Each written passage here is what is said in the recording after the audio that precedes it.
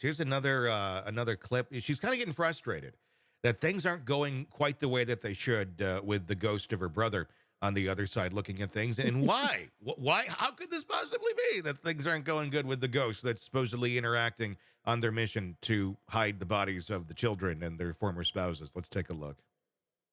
I want to know why that is 100% instead of 3% chance of having a problem. I think he was somewhat right in that. The other aspect was other people. It was a combination. I know it was a combination of other problems of the location, but what I'm saying is that it's a combination of only, 5 problems. I agree. That was a big one. It was a big one. Uh-huh. My faith in those kinds of guarantees are lower. And beggars can't be choosers, I get that, but you know what I'm saying. Mm-hmm. It's not like I get to pick the colors of everything that I want. He's just going to have to figure it out.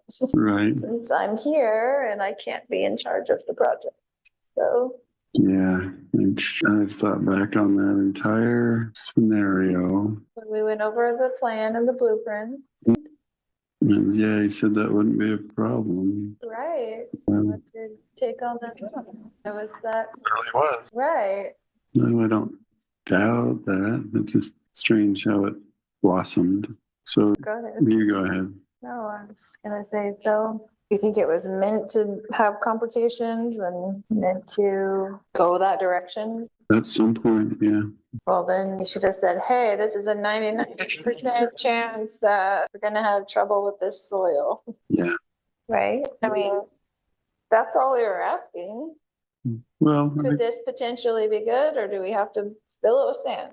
Well, I think we sensed that we shouldn't take it lightly, and I don't think we did. I mean, we only discussed the matter with the trouble once, and I thought we cut it off and did well, and now that problem is kind of causing its own trouble for itself. Right. But there's other things in the project where when I'm going back over it, right, that I could have easily done or been inspired to do to avoid a lot of the issues that are going to come up with that. Yeah. That we weren't made aware of. So you see what I'm saying? Mm-hmm.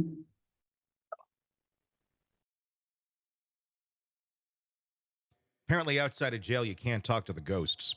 But Chad can.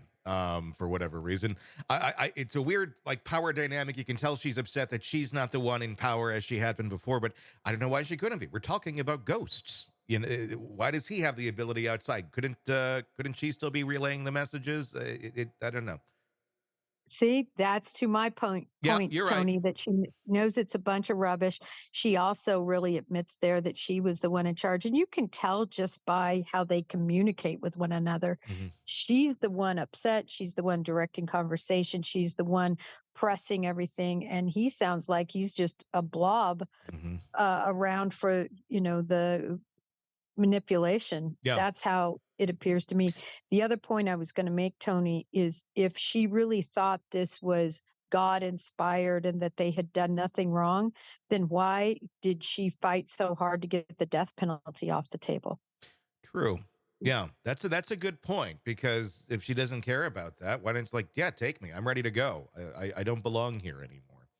Remember, she gets to live and, as a princess or whatever. Exactly. A part of the blueprint, part of the plan. And it just doesn't seem to work out too well. Let's listen to this other one. This is retired FBI agent Doug Hart reading some of the text from Chad to Lori. And it again just shows just kind of how dark Chad was getting and doing Lori's bidding. On July 29th of 2019. Who were the messages being exchanged between? Chad Daybell and Lori Vallow. What about these particular messages caught your attention? At this particular time in the investigation, Lori Vallow, Melanie Boudreau, and their children, as well as Alex Cox, had decided to take a trip to the California coast. And so these messages were sent to Lori Vallow as they were driving in the car, as Lori Vallow, Melanie Boudreau, Alex Cox, and the children were driving to California. And so Chad Daybell makes an offer to Lori Vallow to cause pain to the two, quote, threes that she was riding with. Threes, I think, referring to the spiritual level or the darkness level that he was assigning to people.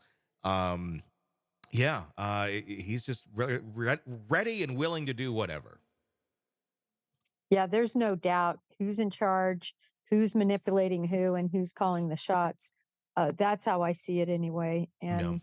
And, she became frustrated when she got locked up, but I don't think the message or who was in charge ever really changed. Yeah, the more we listen to this, the more I think you're right. I do think Chad did have a little bit. He's a little bit more than just the oaf that I thought he was, though, judging by how he continued to kind of move things along somewhat outside. I guess I'm a little bit surprised by that, but yeah, Lori just continues to have her control no matter where she's at. I don't think this is ever going to end well, obviously. For Chad, do you think we're going to get the death penalty in this now that this has been just played out in such, gruesome detail?